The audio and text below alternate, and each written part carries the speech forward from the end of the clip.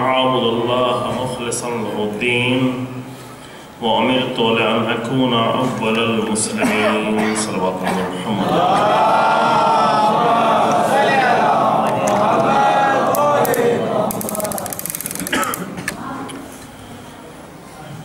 پروردگار کا شکر ہے کہ ایک بار سنے اور یہ توفیق دی کہ اب مومن کی خدمت میں حاضر ہو کر چند دن اور آپ سب کی طرف سے بھی شکر ہے کہ پروردگار یہ توفیق دیتا ہے کہ ایک سلسلہ مجالس ہے جو اول ایام اعزاء سے جاری ہے اور اپنی زندگی کے ایک وقت کچھ اوقات آ کر یہاں پر فرشادہ پر دین فہمی اور دین کو گہرائی سے سمجھنے کے لیے گزارتے ہیں کہ یہ خود ایک مقام شکر ہے پروردگار کا. اور جس طرح سے بھی کوئی شرکت کی حد تک، کوئی ممبر کی حد تک، کوئی فرش ادا کی حد تک، جو جس حد تک بھی اس میں شریک ہے پروردگار اس کے لیے اس کی توفیقات میں اور مزید اضافہ فرمائے انشاءاللہ.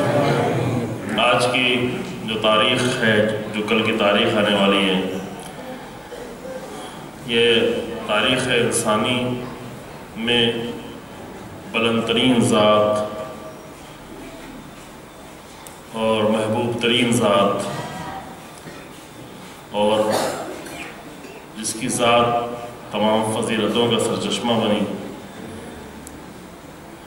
جس کی تربیت کا ایک نمونہ امیر المومنین علی ابن ابی طالب علیہ السلام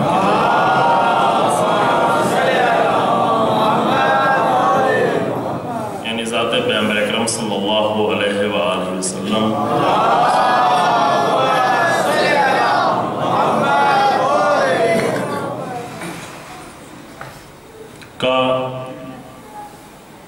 کی ذات سے دنیا بشریت اور انسانیت اور خاص کر امت مسلمہ کا محروم ہو جانا جو اس قدر دردناک تھا اور اس قدر غم انگیز تھا کہ رسول اللہ کے بعد جناب زہرا سلام اللہ علیہ جتنے دن زندہ رہیں، رسول اللہ کی دوری اس اعتبار سے نہیں کہ باپ تھے، پدر تھے، بحیثیت پدر نہیں بلکہ بحیثیت مربی بشریت، تمام انسانیت کے مربی، تمام انسانیت کے لیے عظیم انقلاب لانے والے، تمام انسانیت کو زندگی کا صحیح راستہ دکھانے والے، اس حیثیت سے جناب زہرا بھی کبھی فراموش نہ کر پائیں. کبھی کبھی ہمارے ذہنوں میں یہ ہوتا ہے کہ جناب زہرا کو رسول اللہ اس قدر چاہتے تھے، باپ تھے، اس لیے جناب زہرا اپنے بابا کو اس طرح چاہتی تھی. یہ باپ اور بیٹی کا عشق نہیں تھا بلکہ یہ ایک ہادی اور ہدایت پانے والے کا عشق تھا، ایک رہبر اور رہبری کا اثر قبول کرنے والی ذات کا عشق تھا. کیونکہ ہم نہیں سمجھ پائے ابھی تک کہ واقعاً پیغمبر اکرم صلی اللہ علیہ وآلہ وسلم کی ذات کیا تھی، نہ دنیا سمجھ پائی ہے، لیکن جناب زہرا جانتی تھیں کہ رسول اللہ کیا ہے. جناب زہرا جانتی تھیں کہ رسول اللہ کی ذات کیا ہے، اور امیر المومنین جانتے تھے کہ رسول اللہ کی ذات کیا ہے. جناب زہرا بچپن سے لے کر گھر کے تمام حالات سے لے کر، چاہے وہ دن ہو، چاہے وہ شب ہو، چاہے وہ رات ہو، چاہے وہ بندگی ہو، چاہے وہ رسول اللہ کے زندگی کا پہلو اور حصہ جناب زہرا نے اپنی آنکھوں سے مشاہدہ کیا تھا، خود دیکھا تھا. اور امیر المومنین علی ابن ابی طالب علیہ السلام نے بھی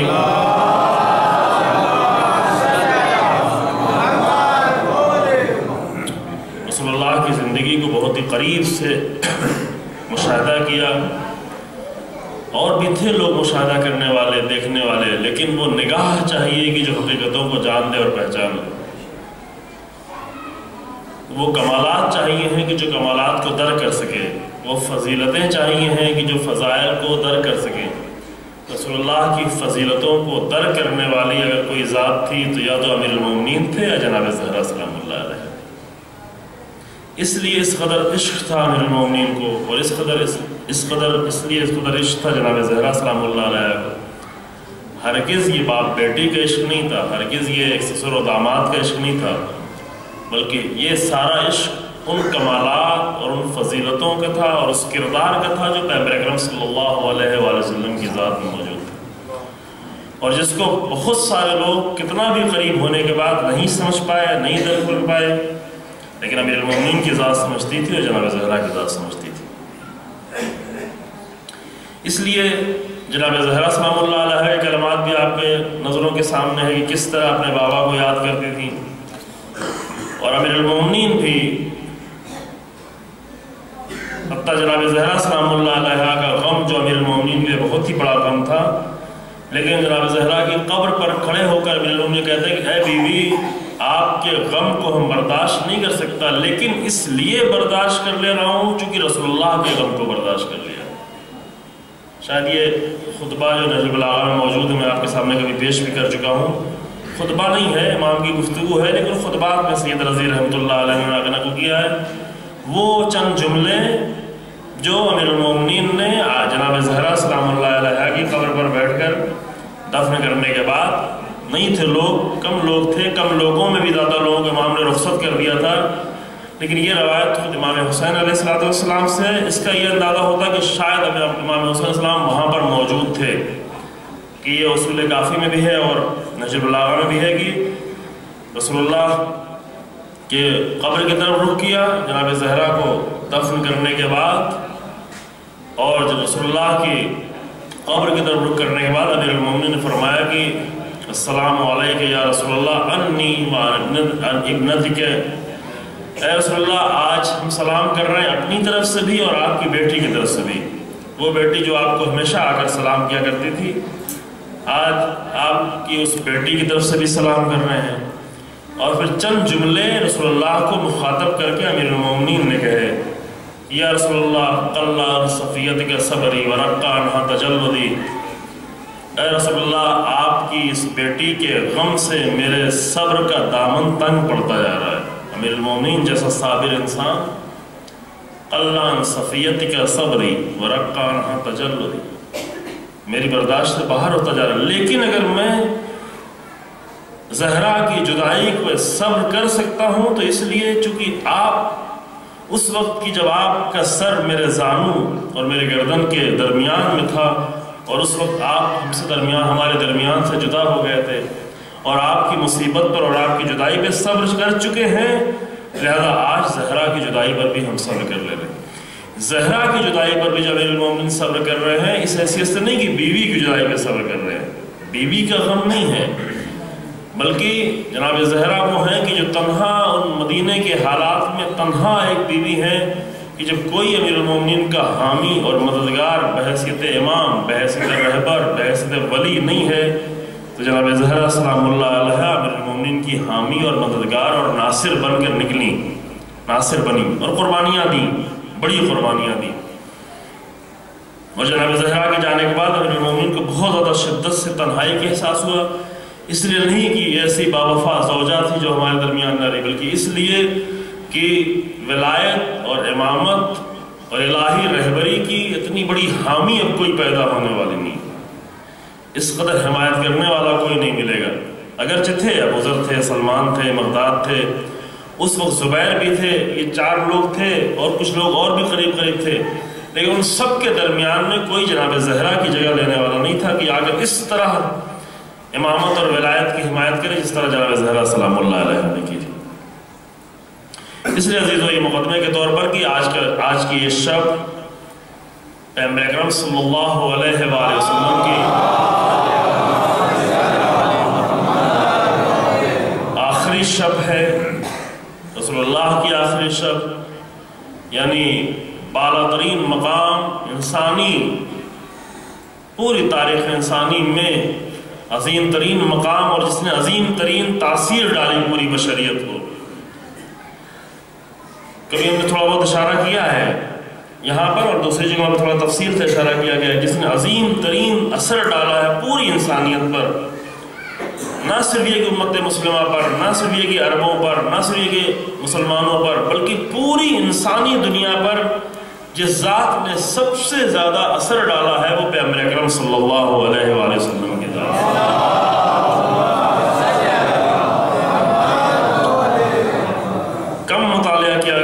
کم سمجھا گیا ہے، کم سمجھایا گیا ہے، کم بیان کیا گیا ہے، رسول اللہ کا حق نہیں ادا کیا گیا ہے، کسی نے بھی ادا نہیں کیا ہے، نہ اہل سنت نے نہ شیعہ نے رسول اللہ کا حق ادا نہیں کیا۔ رسول اللہ کا اگر کسی نے حق ادا کیا رسول اللہ کے بعد تو وہ جناب زہرا اور امیر المومنین نے حق ادا کیا ہے۔ رسول اللہ کا اگر کسی نے حق ادا کیا ہے تو وہ کربلا والوں نے آ کر حق ادا کیا ہے۔ امام حسین جب نکلے تو یہ کہتے ہیں میں رسول اللہ کی سیرت پر چلنے جا رہا ہوں، رسول اللہ کی سیرت کو زندہ کرنے جا رہا ہوں۔ رسول اللہ کی سیرت اگر زندہ کرنا ہو اور جاننا ہو تو کربلا کو پڑھا جائے، کربلا کو جانا جائے، کربلا کو دیکھا جائے۔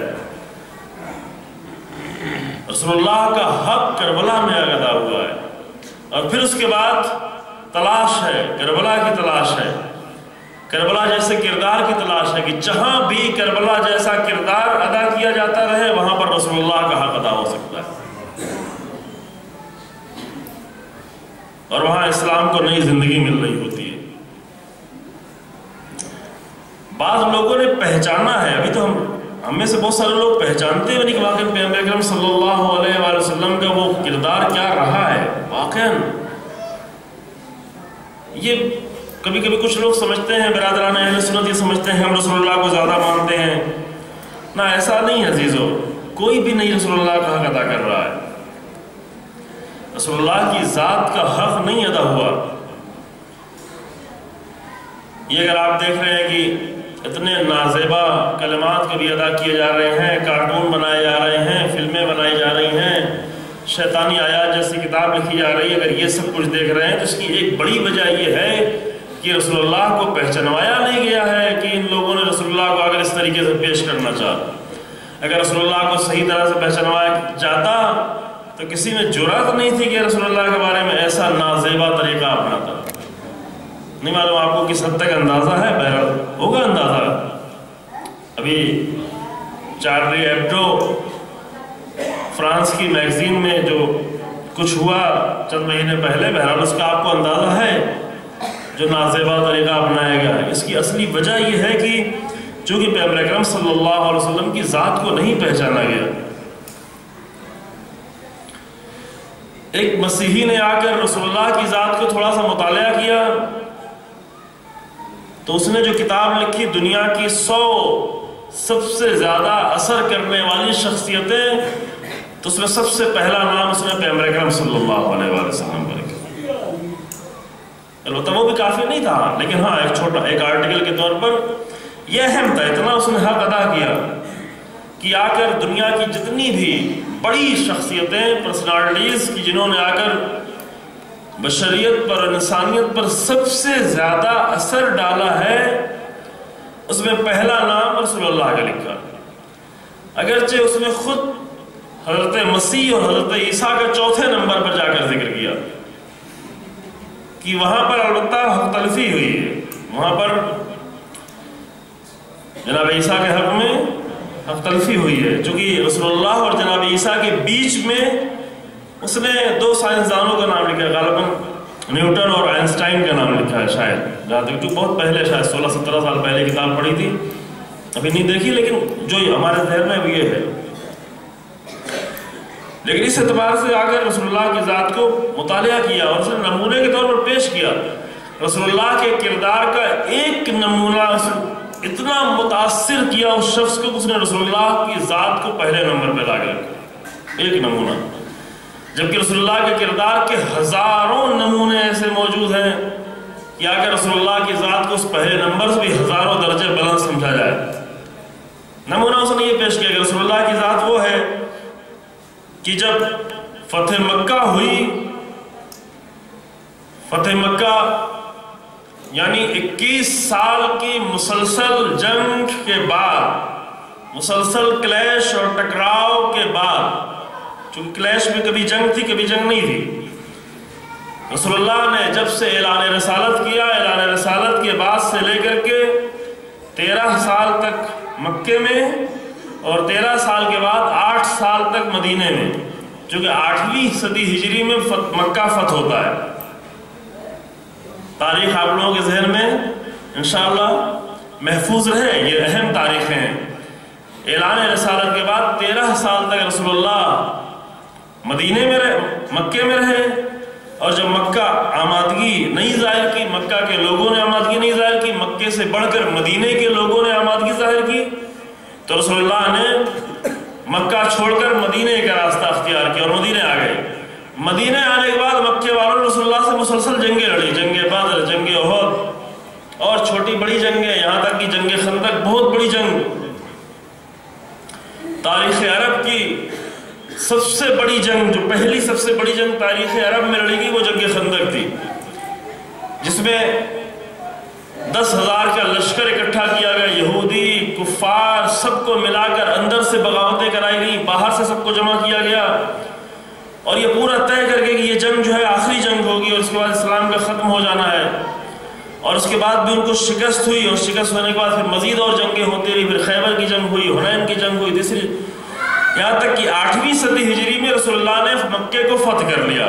رسول اللہ کا لشکر بغیر جنگ کے 10,000 کا لشکر، جو اس کے پہلے کسی بھی جنگ میں رسول اللہ کے پاس 10,000 کا لشکر نہیں تھا۔ جنگ بدر میں 313 لوگ تھے، اور جنگ بدر سے جیسے جیسے جنگ آگے بڑھتی چلی گئی ویسے تھوڑی تھوڑی تعداد میں اضافہ ہوتا چلا گیا، لیکن 8 سال مکے میں گزارنے کے بعد 8ویں صدی ہجری یعنی کیا؟ یعنی اب رسول اللہ کی زندگی کے صرف 2 سال باقی رہ گئے۔ 8ویں صدی ہجری جب کہ فتح مکہ ہوتی ہے، 8ویں صدی ہجری تک رسول اللہ کے پاس بھی تقریباً 10,000 لوگوں کی تعداد تھی۔ اب اس بیچ میں 2 سالوں میں جو بہت بڑی تعداد بڑھی، یہ تاریخ کا واقعہ ہے، اس پر جو ہے ابھی انالائز ہمیں نہیں کرنا ہے کہ اس 8ویں صدی ہجری کے بعد جب فتح مکہ ہو گئی تو فتح مکہ کے بعد مسلمانوں کی تعداد بہت زیادہ بڑھنا شروع ہوئی۔ وہ زمانہ تھا کہ جب قرآن کی آیت نازل ہوئی کہ یدخلون فی دین اللہ افواجا، لوگ فوج در فوج دین میں داخل ہونا شروع ہوئے، چونکہ فتح مکہ کے بعد سب کے دلوں پر ہیبت ہو گئی کہ رسول اللہ کون سی طاقت لے کر آئے ہیں کہ چھوٹا سا لشکر، چھوٹے سے لوگ، تھوڑی سی طاقت، غریب لوگ، فقیر لوگ، کمزور لوگ، اور سارے لوگ دشمن ہیں، سارے قبیلے دشمن ہیں، قبیلوں کے سردار دشمن ہیں، سب کی دشمنی کے باوجود بھی رسول اللہ دھیرے دھیرے یہاں تک کہ مکے کو بھی آ کر رسول اللہ نے فتح کر لیا۔ لیکن مکہ فتح کرنے کے بعد جس چیز نے متاثر کیا اس شخص کو کہ آ کر رسول اللہ کو پہلا مقام دیا تمام دنیا انسانیت میں، وہ یہ واقعہ تھا کہ جیسے مکہ فتح ہوئی، مکہ فتح ہونے میں رسول اللہ کو کوئی تلوار نہیں چلائی پڑی، مسلمانوں نے کوئی تلوار نہیں چڑھائی، صرف رسول اللہ کی اس طاقت کو دے کر مکہ خود بخود سرنڈر ہو گیا بغیر کسی جنگ کے، سب سرنڈر ہو گئے۔ ابو سفیان جو 21 سال تک رسول اللہ سے برسر پیکار رہا، جنگ کرتا رہا، مقابلے میں رہا، پتھر پھینکواتا رہا، اذیتیں کرتا رہا، 21 سالہ جنگ کے بعد جب رسول اللہ کے لشکر کی عظمت کو دیکھا تو راتوں رات آ کر رسول اللہ کے اوپر ایمان لے آیا۔ اب یہ ایمان لانا کیسا ہے؟ یہ تاریخ کہتی ایمان لانا، چونکہ تاریخ صرف ظاہر میں خیمے کے منظر کو دیکھ رہی ہے، دل کی حالت کو نہیں دیکھ رہی ہے۔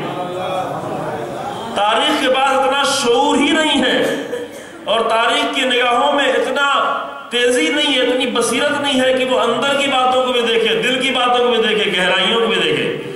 وہ تو صرف یہ دیکھ رہی تھی کہ رات کی تاریکی میں ٹیرے کی بلندی پر جا کر ابو سفیان نے دیکھا کہ رسول اللہ کا لشکر اتنا پھیلا ہوا ہے، ہر طرف روشنی جلی ہوئی ہے، اور آ کر رسول اللہ کے چچا سے کہتا عباس تمہارے بھتیجے نے بہت بڑی طاقت اکٹھا کر لی ہے، بہت بڑی قدرت اکٹھا کر لی ہے۔ تو جناب عباس نے کہا کہ ابو سفیان یہ قدرت نہیں ہے بلکہ یہ رسالت ہے، لیکن یہ بھی ابھی رسالت سمجھ کے نہیں آیا ہے۔ لیکن تاریخ نے یہ دیکھا کہ اب وہ رسول اللہ کی اتنی عظیم طاقت کو دیکھ کر آیا اور رسول اللہ کے خیمے میں بیٹھا اور کہا کہ اپنا ہاتھ بڑھائیں، ہم آپ کی بیعت کرنے کو تیار ہیں۔ کس دل سے بیعت کر رہا ہے؟ 21 سالہ جنگ کرنے والا کس دل سے رسول اللہ کی بیعت کر رہا ہے؟ یہ تاریخ بیچارے نہیں دیکھ پائی۔ لیکن اب بیعت کرنے کے بعد صبح جو ہوئی اور مکے میں داخل ہوئے رسول اللہ اور اپنے اصحاب کے ساتھ داخل ہوئے، تو اس وقت اصحاب کا نعرہ یہ تھا الیوم یوم الملحمہ، یعنی کبھی یہ پہلے بیان کیا کہ نہیں آپ کے سامنے؟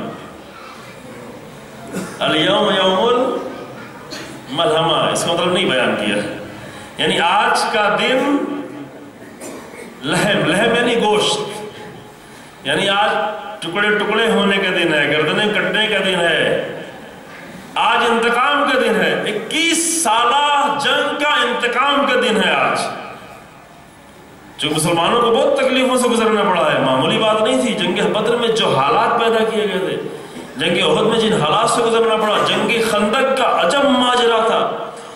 جنگ خندق میں باہر کے یہودیوں نے کافروں سے مل کر اور کافروں نے یہودیوں سے مل کر اندر کے مدینے کے جو یہودی تھے ان کو بھی اکسا دیا تھا کہ اب تو ہم جنگ جیتنے والے ہیں، لہذا رسول اللہ اپنے تمام اصحاب کو لے کر باہر جنگ کرنے آئے ہیں، تم اندر سے گھروں پر حملہ کر دو۔ یہ حالات بہت سخت ہے، شاید آپ یہاں بیٹھ کے تصور نہ کر پائیں کہ مثلا یہاں سب قبیلے کے لوگ دشمن کو آئے اور باہر جائیں لڑنے کے لیے، اور یہاں اندر کچھ لوگ آ کر عورتوں پر حملہ کرنا شروع کر دیں۔ ایسے حالات تھے، اتنا شدید حالات کہ جناب رسول اللہ کی پھوپھی صفیہ نے جا کر ایک کو مارا بھی جو آ کر آگے بڑھنا چاہا ڈر بٹھانے کے لیے، اور رسول اللہ کو اپنے چھوٹے سے لشکر میں، جہاں سامنے 10,000 کا لشکر تھا اور رسول اللہ کے پاس 3,000 کا بھی لشکر موجود نہیں تھا، اس چھوٹے سے لشکر میں سے 300 لوگوں کو رسول اللہ نے پھر مدینے کی طرف بھیجا، اور جا کر وہ آئے اور آ کر مدینے کی گلیوں میں اللہ اکبر کی بلند آواز میں نعرے لگاتے ہوئے مدینے کی گلیوں میں ٹہلنے لگے، اور یہ یہودی جو ہمیشہ کے ڈرے ہوئے تھے اور بزدل تھے وہ پھر اپنے گھروں میں واپس چلے گئے۔ لیکن حالات ایسے پیدا کی کہ اتنے خوف کی حالت میں رسول اللہ کو اپنے لشکر میں سے کچھ لوگوں کو بھیجنا پڑا، جہاں غریب تھے، جہاں بھوکے تھے، جہاں کچھ تھا نہیں، کھانے کو نہیں تھا، اتنا بڑا لشکر لے کے آئے تھے کہ رسول اللہ کو خندق کھودنی پڑی چاروں طرف کی، تاکہ چاروں طرف سے حملہ نہ کر دیں، اور اس خندق کے کھودنے میں حالت یہ تھی کہ کھانے کو کچھ نہیں تھا، پیٹ میں پتھر باندھنا پڑا۔ یہ معمولی مسئلہ نہیں تھا، پیٹ میں پتھر باندھ کر خندق کھود رہے تھے، کیونکہ پیٹ کے اندر کچھ نہیں ہے تو پیٹ کے باہر سے کچھ تھوڑا سا بھاری لگے۔ جب انسان پیٹ میں کھانا کھا لیتا ہے تو اس کو کچھ مزر محسوس، اندر کچھ نہیں ہے تو باہر سے کچھ لگے، یہ حالت تھی مسلمانوں کی۔ جناب زہرا سلام اللہ علیہ نے چند روٹیاں پکا کر بھیجی تو رسول اللہ نے ٹکڑے ٹکڑے ٹکڑے اس کو تقسیم کیے، ایسے حالات سے گزرے۔ یہ بھی جنگ خندق ہے، اور یہ جنگ خندق میں بہت ساری عبرتیں ہیں، ایسے حالات سے گزرے تھے مسلمان، اتنا ان کے دل میں ان حالات کا منظر یاد تھا، اس منظر کی بنیاد پر کہہ رہے تھے کہ آج انتقام کا دن ہے، آج گوشت کٹنے کا دن ہے، آج ٹکڑے ٹکڑے ہونے کا دن ہے، آج گردنیں کٹنے کا دن ہے۔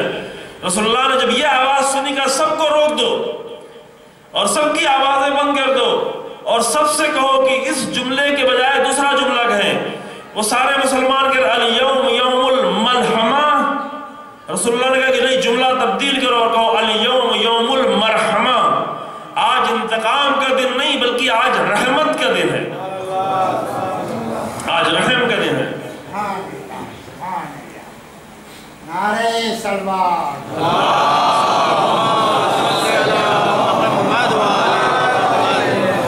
یعنی اس ایک واقعے نے اس مسیحی کرسچن کو اس قدر متاثر کیا، اور دلیل کے طور پر وہ یہی واقعہ لایا کہ ایسا نبی اور ایسا رسول اور ایسا انسان اور ایسا رہبر کہ جب 21 سالہ جنگ کے بعد اسے قدرت حاصل ہوئی تو قدرت کے نتیجے میں حتیٰ ابو سفیان سے بھی انتقام نہیں لیا، بلکہ اعلان کیا کہ سب کے اوپر آج رحمت کی بارش ہو جائے۔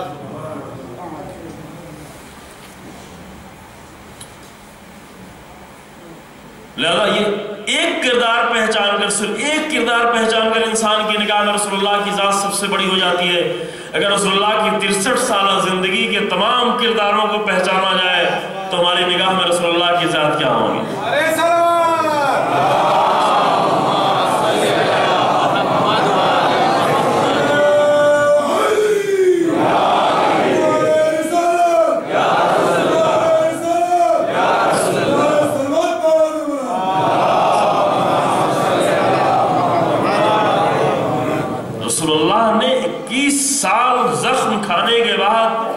چچا کی شہادت دیکھنے کے بعد اپنے عزیز ترین اصحاب اور پاکیزہ ترین اصحاب کی شہادتوں کے باوجود رسول اللہ نے رسول اللہ نے ان کے لیے اپنے دل میں کینہ نہیں رکھا تھا. یہ دیکھیں نقطہ یہاں پر عزیزوں، اس نقطے کو دیکھیں. رسول اللہ نے اپنے دل میں کینہ نہیں رکھا تھا، حتیٰ ابو سفیان کے لیے بھی کینہ نہیں رکھا، جبکہ ابو سفیان کا مستقبل بھی رسول اللہ کو معلوم ہے. جب رسول اللہ نے فتح مکہ کے بعد ہونے والی جنگ کا سارا مال غنیمت ابو سفیان کو دے دیا تو لوگوں نے آگے پوچھا یا رسول اللہ آپ ابو سفیان کو دے رہے ہیں اتنا زیادہ؟ تو رسول اللہ چونکہ جانتے تھے کہ مستقبل میں کیا ہونے والے ہیں، رسول اللہ کہ یہ اس لیے دے رہے ہیں تاکہ شاید اس کے دل میں کچھ نرمی پیدا ہو جائے، شاید کچھ اللہ اس کی ہدایت کر دے. نرم ہو، دل نرم ہو تب تو ہدایت ہوگی، دل سخت ہو تو کسی کی ہدایت نہیں ہوتی. اور ایک انسان کی عظمت یہی ہے عزیزو کہ وہ اپنے شدید ترین دشمنوں کے لیے بھی دل میں کینہ اور نفرت نہ رکھے. اگر نفرت ہو تو اس وقت تک کے لیے اور اس ذات کے لیے کہ جو آ کر ہماری آئیڈیالوجی، ہمارے دین، ہمارے مکتب اور ہمارے پروردگار کے مقابلے میں کھڑا ہوا ہے. رسول اللہ کو کسی سے بھی ذاتی دشمنی نہیں تھی. یہ بہت ہی بلند نقطہ عزیزوں. ابھی دیکھیں پڑوسی کے لیے دل میں اٹھا کے کینہ رکھ لے. کینہ سب سمجھ رہے ہیں نا؟ ہاں، ذرا سا اختلاف ہو جائے، ذرا سا ٹکراؤ ہو جائے، ذرا سی لڑائی ہو جائے، ذرا سا مشکل ہو جائے، ذرا سا ہمارا حق چلا جائے، ذرا سا اس کا حق چلا جائے. یہ ٹھیک ہے، یہ مسائل حل کریں، یہ نہ ہو، مسلمانوں کے درمیان میں نہ ہو، مومنین کے درمیان یہ ساری چیزیں نہ ہو. لیکن اگر خدا نہ خواستہ کچھ ہو بھی جائے تو اس کا کینہ نہیں رکھا جائے، بغض نہیں رکھا جائے.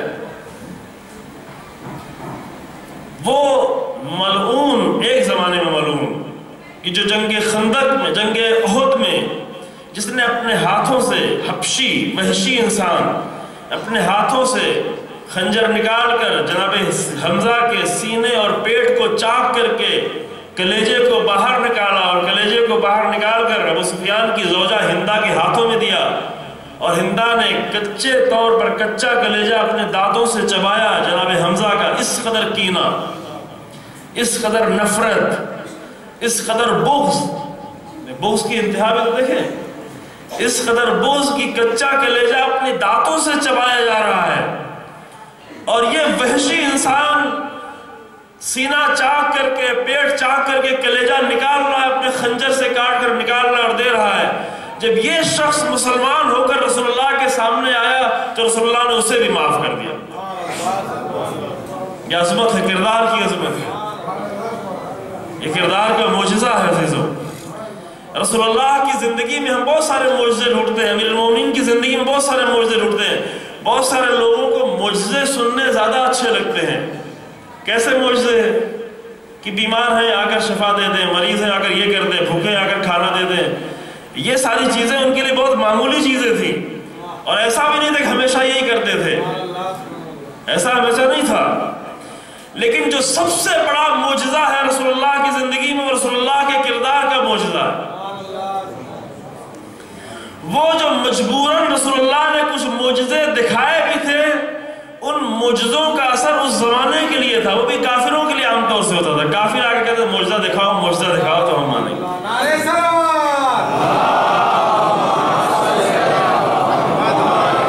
ایک جملہ میں اور بھی جگہوں پہ عرض کرتا رہتا ہوں کہ دو چیزیں اللہ نے دی رسول اللہ کی ذات سے اور انبیاء سے بھی، ایک معجزہ اور ایک کردار، جس کو قرآن نے کہا اسوہ یعنی کردار، طریقہ زندگی.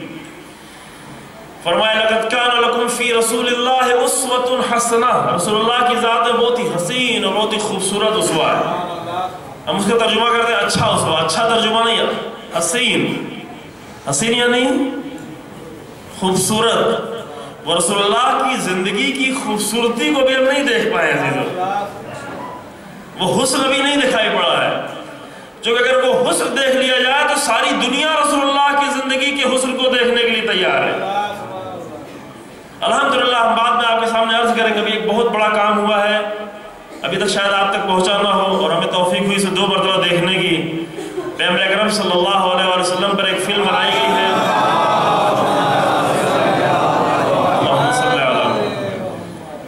فلم بنائی گئی ہے جس میں ابھی پوری زندگی نہیں آئی، رسول اللہ کے 12 سالہ زندگی تقریباً دکھائی گئی ہے، جس پر 260 کروڑ روپے خرچ ہوئے ہیں۔ یہ ثواب کے لیے 260 کروڑ روپے نہیں خرچ کیے گئے۔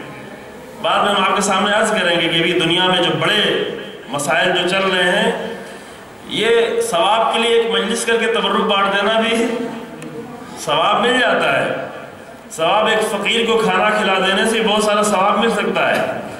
یہ 260 کروڑ روپے خرچ کر کے 6 سالوں میں ہزاروں لوگوں نے مل کر اگر فلم بنائی ہے تو یہ ثواب کے لیے نہیں بتائی، بلکہ رسول اللہ کے کردار کی عظمت کو دنیا کے سامنے پیش کرنے کے لیے بتایا، جو ہم تو نہیں پیش کر پا رہے ہیں۔ ہم نے اپنے ان ممبروں کی حالت ایسی بنا دی، کوئی نہیں آ رہا ہے سننے کے لیے کہ رسول اللہ کون ہے، امیر المومنین کون ہے، امام حسین کون ہے۔ ہم نے رسول اللہ کو بھی، امیر المومنین کو بھی، امام حسین کو بھی اور تمام ائمہ کو اپنی ذات تک آ کر محدود کر دیا۔ ہم نے تو محدود کر دیا، لیکن ہاں الحمدللہ ابھی دنیا میں ایسے لوگ پیدا ہوئے ہیں جو آ کر یہ کام کر رہے ہیں اور بہت محنت کی، واقعاً بہت محنت کی۔ اگر آپ بھی دیکھیں گے انشاءاللہ تو آپ محسوس کریں گے کہ یعنی 6 سال میں صرف محنت ہی محنت کی گئی ہے۔ یہ ایک دن کی محنت نہیں، ایک دن اگر ایک تقریر کر کے چلے جائے 1 گھنٹے کی محنت، 1 گھنٹے کی محنت اور ہوا کرتی ہے، 10 دن کی محنت اور ہوا کرتی ہے۔ آپ لوگ 2 مہینہ 8 دن محنت کر رہے ہیں، یہ بھی خدا ان محنتوں کو قبول کرے، یہ بھی بڑی محنت ہے۔ لیکن 2 مہینہ 8 دن 1 گھنٹے آ کر محنت کرنا یہ اور ہے، لیکن 6 سال سے انسان کو اس کی فکر کرنا کہ کتنی کوشش کی جائے کہ رسول اللہ کو صحیح طرح سے پہچانوا دیا جائے۔ ابھی یہ میدان کھلے ہوئے ہیں، یہاں پہ بہت سارے جوان بیٹھے ہوئے ہیں، عزیزو آ کر پہچانوائیں، ان عظیم کرداروں کو دنیا کے سامنے پیش کریں جس کی دنیا پیاسی ہے، جس کی دنیا کو ضرورت ہے۔ آج رسول اللہ اور اہل بیت کی کردار کی صرف ہمیں ضرورت نہیں ہے، ہم سے زیادہ پوری دنیا کو ضرورت ہے۔ دنیا تڑپ رہی ہے، دنیا اپنے باطل کرداروں سے تھک گئی ہے، دنیا پریشان ہے، اور آج الحمدللہ راستے کھلے ہوئے ہیں۔ آج لازم نہیں ہے کہ ممبر پر آ کر تقریر کرے تبھی بات پہنچے گی، بہت سارے ذریعے کھلے ہوئے ہیں، بہت سارے راستے کھلے ہوئے ہیں۔ یہی 6 مہینے پہلے 7 مہینہ پہلے چارلی ایبڈو نے رسول اللہ کی توہین کی، وہیں پر رہبر انقلاب نے خدا حفاظت فرمایا واقعی ایسے مجاہدین کو کہ جو حق کے لیے اتنا بڑی پیمانے پر کوشش کر رہے ہیں۔ رہبر انقلاب نے وہیں پر ایک خط لکھا یورپ اور امریکہ، نارتھ امریکہ کے جوانوں کو مخاطب کر کے، اور ان کو آ کر بتایا کہ اگر تمہیں دین سمجھنا ہے تو طالبان اور القاعدہ اور داعش جیسے اپنے بنائے ہوئے گروہوں سے نہیں سمجھو، بلکہ رسول اللہ کی سیرت سے آ کر دین کو سمجھو، اصلی ریسورسز سے دین کو سمجھو۔ اور دین کا اصلی ترین منبع اور ریسورس وہ قرآن اور رسول اللہ کی سیرت ہے عزیزو۔ اور اہل بیت علیہ السلام نے کچھ بھی نہیں پیش کیا ہے سوائے قرآن اور رسول اللہ کی سیرت کی۔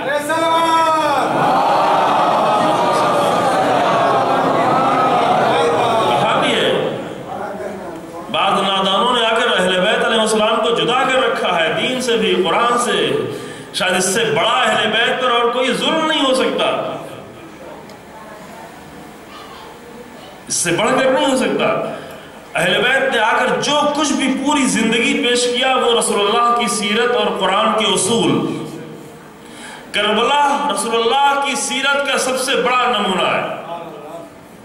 کربلا میں رسول اللہ کی سیرت پیش کی گئی۔ کربلا میں رسول اللہ کی شبیہ شکل کے اعتبار سے صرف ایک ہے علی اکبر، لیکن کردار کے لحاظ سے کربلا میں سب رسول اللہ کی کردار لے کر آئے، سب رسول اللہ کے شبیہ ہیں، سب رسول اللہ کا نمونہ بن گیا ہے۔ جو حسین بن علی یہ کہہ کر آئے ہیں کہ اريد ان اعمر بالمعروف وانهى عن المنکر واسیر بسیرت جدی وابی علی ابن ابی طالب۔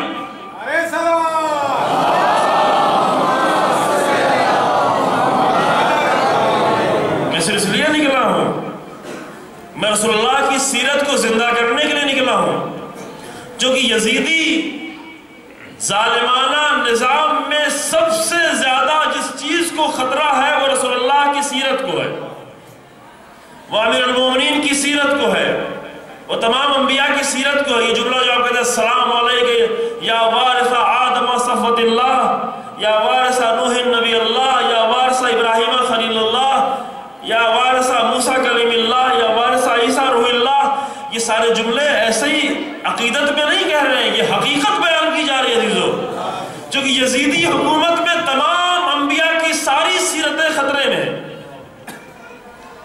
یزیدی نظام اگر ہوگا اور یزیدی حکومت ہوگی تو نہ آدم کا کردار بچے گا، نہ نوح کا کردار بچے گا، نہ عیسیٰ کا کردار بچے گا، نہ رسول اللہ کی سیرت کو زندہ رہنے دے گا، نہ امیر المومنین کی۔ اور یزیدی کردار کے مقابلے میں آنا یعنی کیا؟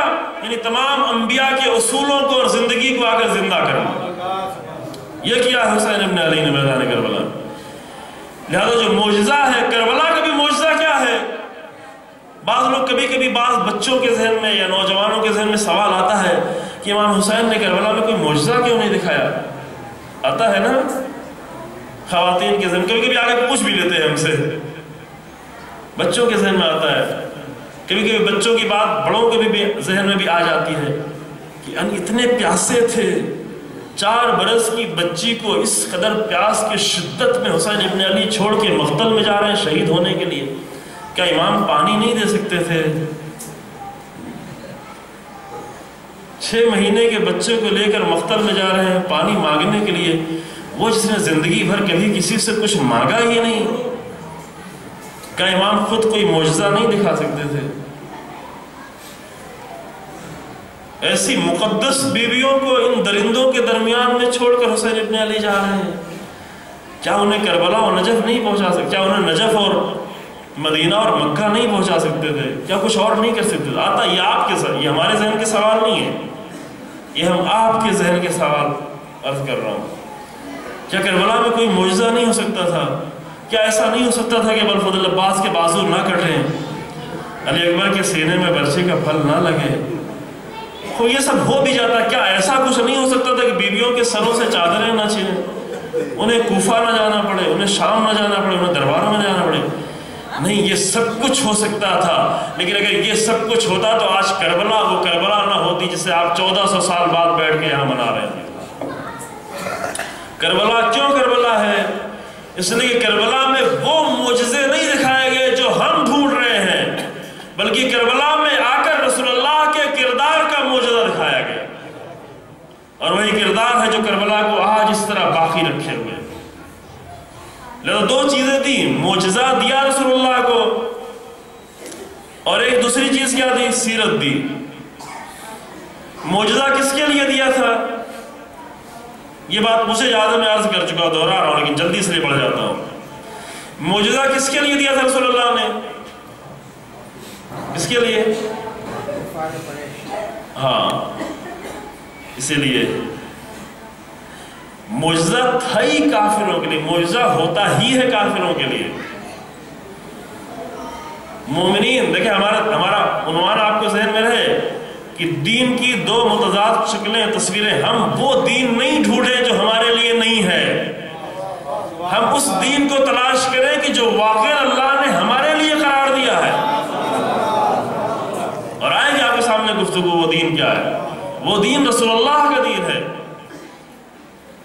معجزہ کافر لوگ اب آ کر زیادہ پریشان کرنے لگتے تھے رسول اللہ کو، تو اللہ کی اجازت سے، یہ بھی شرط ہے، یہ توحید ہے، اللہ کی اجازت سے رسول اللہ معجزے دکھا دیتے تھے۔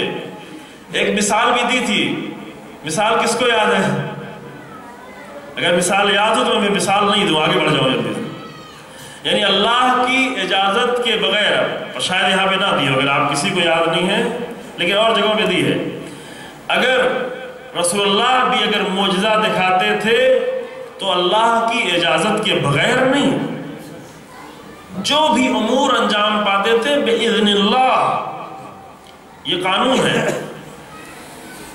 یہ ہمیشہ کا قانون ہے کہ جہاں بھی انبیاء کو، رسول اللہ کو، اہل بیت کو اور کسی بھی ذات کو اللہ سے جدا کر کے دیکھا گیا تو یہ ان کے اوپر سب سے بڑا ظلم ہے۔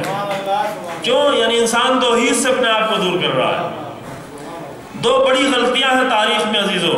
ایک وہ غلطی کہ جنہوں نے ان لوگوں کو کہ جنہوں نے اللہ نے اپنے فیض کا وسیلہ قرار دیا تو انہیں وسیلہ ہی نہیں مانا. ایک یہ غلطی.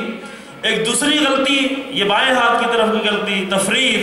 اور ایک دوسری غلطی کہ کچھ لوگوں نے آ کر انبیاء کو, رسول اللہ کو, اہل بیت کو اللہ سے جدا کر کے دیکھنا شروع کر دیا. دونوں غلطی میں ایک جیسے ہیں, دونوں غلطی میں بالکل ایک جیسے ہیں. اور یہ امیر المومنین فرماتے ہیں لا تر الجاہل الا مفرطا و مفرطا, جاہل کو تم نہیں دیکھو گے مگر یا تو وہ افراط کر رہا ہوگا, حد سے آگے بڑھا ہوگا, یا حد سے پیچھے ہٹا ہوگا. ان کو وسیلے کے طور پر نہ ماننا یہ حد سے پیچھے ہٹ جانا ہے, یہ تفریط ہے, یہ جہالت ہے. اور ان کو اللہ سے جدا کر کے تنہا دیکھنا یہ افراط ہے, یہ بھی جہالت ہے. یہ دونوں جہالت ہے.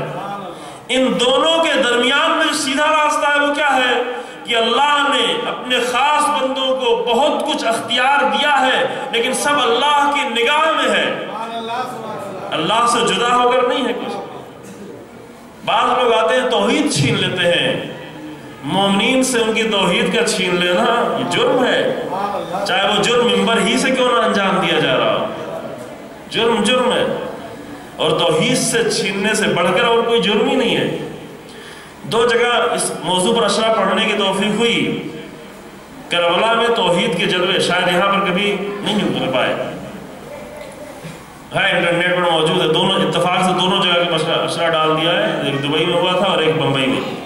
کربلا میں اگر آ کر پھر توحید کے جلوے دیکھے جائیں, کربلا پوری کربلا میں ہر منظر پر, ہر قدم پر, ہر رخ میں توحید ہی توحید نظر آ رہی ہے. توحید ہی توحید. یہ کردار کا معجزہ جو حسین ابن علی دے گئے, یہ وہی رسول اللہ کی سیرت کا معجزہ. ہر جگہ, ہر منظر, جتنا زیادہ سخت حالات تھے اتنی زیادہ کلمات حسین ابن علی کے. ایک مطالعہ کریں انسان جا کر کربلا میں صرف 2 جملہ بیان کرتا ہوں جو کبھی بیان نہیں کیا ہے. کربلا میں سب سے پہلا جملہ صبح عاشور حسین ابن علی کا, اور آخری جملہ, پہلا جملہ صبح جیسے ہی نماز تمام ہوئی مقتل میں آ کر حسین ابن علی کھڑے ہوتے ہیں اور آ کر آواز دیتے ہیں الہی انت ثقتی فی کل کرب وانت رجائی فی کل شدت وانت لی فی کل عمر. یہ کربلا ہے. یہ کربلا ہمارے سامنے نہیں آ پاتی عزیزو. ممکن ہے ہم 10 دن 20 دن کربلا کا واقعہ منا لیں لیکن وہاں پر کہیں اللہ کا نام نہ ہونے پائے, اللہ سے قریب نہ ہونے دیا جائے, اللہ کا عشق نہ آنے پائے. لیکن حسین ابن علی کی کربلا یہ ہے کہ فرمایا یہ آغاز پہلا جملہ حسین ابن علی کہے گی, شروع کربلا سے یہاں سے کہ امام نے کہ الہی انت ثقتی فی کل کرب وانت رجائی فی کل شدت وانت لی فی کل عمر. اے میرے پروردگار تو ہر مصیبت میں, ہر کرب میں تو ہی میرا بھروسہ ہے. ثقہ جو کہ اب کرب شروع ہونے والی, کرب و بلا ہے, کرب کا میدان ہے, مصیبتوں کا میدان ہے. لہذا حسین ابن علی نے پہلے ہی جملے میں اعلان کر دیا کہ پورے کربلا کا خلاصہ ہم پہلے ہی جملے میں صبح عاشور ہی بتا دیا کہ الہی انت ثقتی فی کل کرب وانت رجائی فی کل شدت. ہر مصیبت میں, ہر شدید وقت میں تو ہی میری امید ہے. وانت لی فی کل امر, اور تو ہی ہر معاملے میں تو ہی میرے لیے ہے. میں تیرے لیے ہے, میں تیرے لیے ہوں, تو میرے لیے ہے. یہ کربلا ہے. اور آخری جملہ حسین ابن علی کا, آخری جملہ جب شمر کا خنجر چل رہا ہے, اس حسین ابن علی کے زبان سے جو کلمہ نکل رہا ہے وہ یہ کہ الہی راضیاً برضاک و تسلیما لعمرک لا معبودا سواک یا غیاث المستغیثین. اے میرے پروردگار, حسین تیرے ہر فیصلے پر راضی ہے. صبح سے لے کر عصر عاشور تک جتنے بھی پروردگار کے فیصلے تھے, جتنی بھی لاشیں اٹھانی پڑی, جتنا بھی زخموں سے تیر نکالنے پڑا, اور جتنے بھی مقتل میں جا کر لاشوں کو رکھنا پڑا, حسین تیرے ہر فیصلے پر راضی. راضیاً برضاک و تسلیما لعمرک, اور تیرے ہر حکم پر حسین تسلیم ہے. لا معبودن سوا، کوئی بھی تیرے سوا معبود نہیں ہے، یا غیاث المستغیثین۔ یہ صبح سے لے کر عصر کا ابتدا اور انتہا ہے، اور اس ابتدا اور انتہا کے بیچ میں جو کچھ کلمات ہیں امام کے، جو عمل ہے، جو کردار ہے، جو آواز ہے، جو توحید نظر آ رہی ہے، پورا عشرہ عزیزوں پڑھنے کی توفیق ہوئی ہے۔ البتہ وہاں بھی حق ادا نہیں ہوا، ہم جیسے نادان لوگ اور کم علم لوگ کربلا کے سارا حق نہیں ادا ہو سکتا، کسی ایک موضوع کو بھی حق ادا نہیں ہو سکتا، لیکن یہ وہ کربلا ہے جو نظر آئی، یہ وہ حسین ابن علی کی کربلا ہے، یہ حسین ابن علی کی وہ کربلا ہے جو رسول اللہ کی سیرت کے نتیجے میں آئی ہے، اور یہی وہ کردار ہے، یہی وہ معجزہ ہے، وہ معجزہ جو ہم چاہتے ہیں۔ وہ ایک بھی معجزہ کربلا میں نظر نہیں آیا، لیکن وہ معجزہ جو قیامت تک باقی رہنے والا، اس سے کربلا بھری ہوئی، کربلا اس سے بھری ہوئی، اور اس کی تاثیر، چونکہ وہ معجزے جو ہم چاہتے ہیں اس کا اثر ایک پر ہوتا ہے، دو پر ہوتا ہے۔ مثلا ہم مریض ہو گئے اور ہمارے ساتھ معجزہ ہو گیا، ہم کو شفا مل گئی، اثر کس پہ ہوا؟ آپ پر ہوا کچھ؟ میری ماں پر کچھ ہوا، میرے باپ پر کچھ ہوا؟ نہیں، کسی پر نہ ہوا، میرے ساتھ ہو گیا، مجھ پر ایک اچھا اثر ہو گیا۔ لیکن کربلا کے کردار کا معجزہ، اس کا اثر آج بھی باقی ہے، اس کا اثر آج ایران میں ہے، لبنان میں ہے، عراق میں ہے، یمن میں ہے۔ کربلا کے کرداروں کا معجزہ آج بھی ہے، جب بھی کربلا کا کردار اپنا لیا جائے معجزہ جاری ہو جاتا ہے۔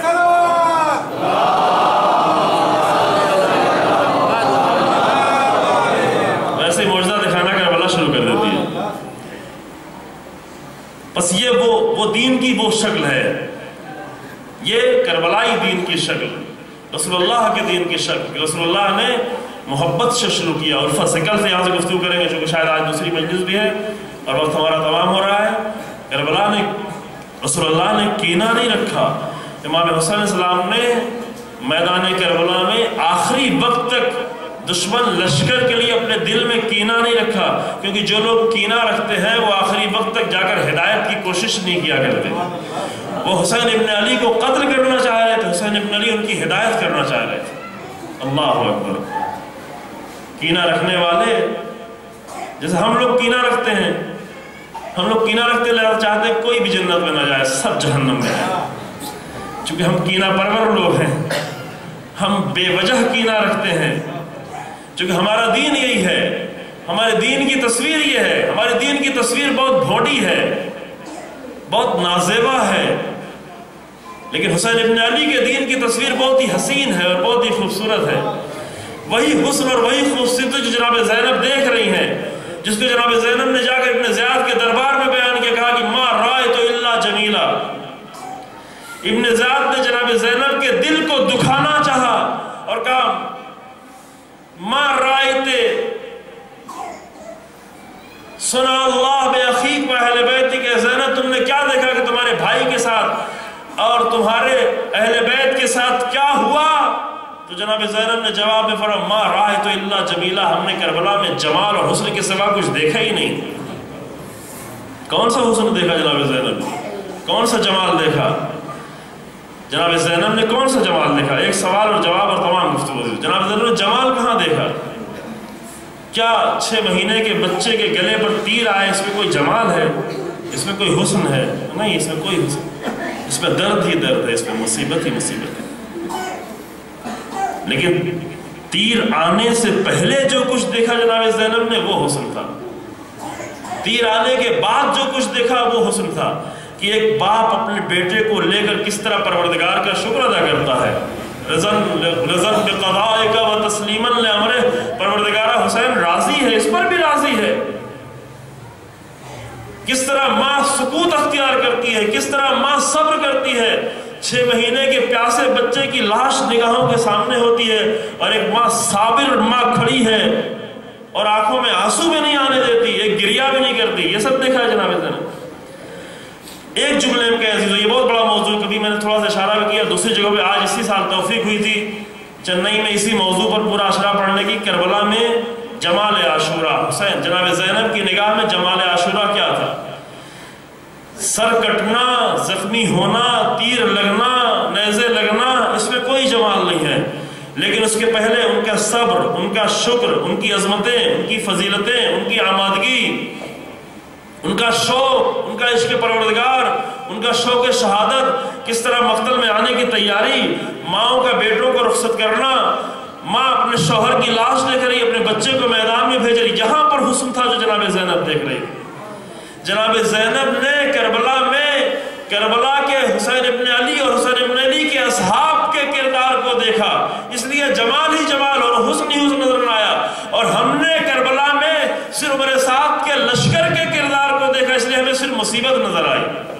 فرق یہی ہے، چونکہ ہرملہ جو کچھ کر رہا ہے اس میں صرف مصیبت ہے، شمر جو کچھ کر رہا ہے اس میں صرف درد ہے، عمر سعد جو کچھ کر رہا ہے اس میں صرف مصیبت ہے، عمر سعد کا لشکر جو کچھ کر رہا ہے اس میں صرف مصیبت ہے، خولی اور عبداللہ ابن سلام جو کچھ کر رہا ہے اس میں صرف درد ہی درد ہے، لیکن ہاں جو کچھ عمر سعد اور یزید کا لشکر کر رہا ہے اس میں مصیبتیں ہی مصیبتیں ہیں، لیکن جو کچھ کربلا میں حسین کے ساتھی کر رہے ہیں اس میں حسن ہی حسن ہے، جمال ہی جمال، کردار ہی کردار ہے، معجزہ ہی معجزہ ہے۔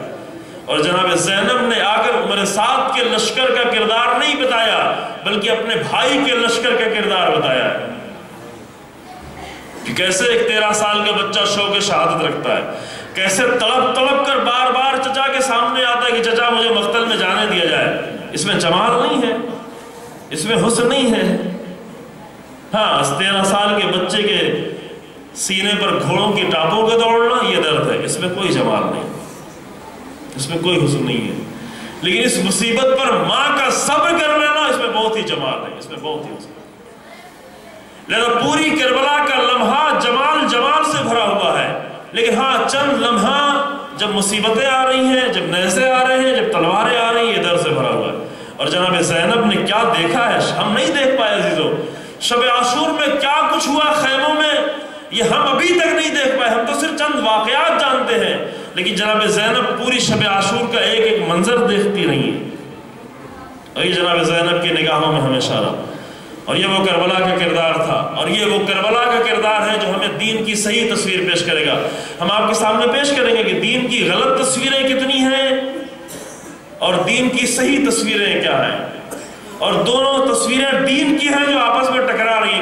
دین کی دو متضاد تصویریں یعنی جو آپس میں ٹکرا رہی ہیں، دین کے نام پر ٹکراتی ہوئی تصویریں، لوکل پیمانے سے لے کر بڑے پیمانے پر۔ بس ابھی یہاں پر گفتگو تمام، انشاءاللہ کل بات آگے بڑھائی جائے گی کہ وہ سب کچھ منبع جو تھا وہ رسول اللہ کی ذات سے، رسول اللہ کی قربانیاں، رسول اللہ ہیں۔ آج کی یہ شب ہے، آخری شب ہے، جناب زہرا آج کی شب کے بعد پھر اپنے بابا کا چہرہ نہیں دیکھ پائے۔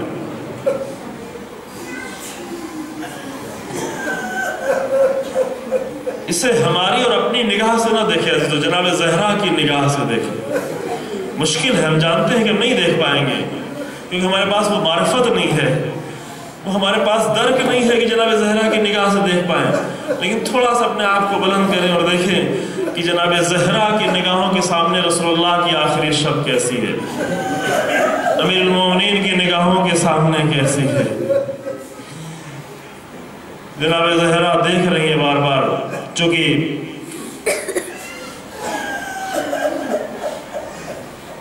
نحیف ہو چکے ہیں، موت کے اثرات ظاہر ہونا شروع ہو گئے ہیں رسول اللہ کی ذات پر۔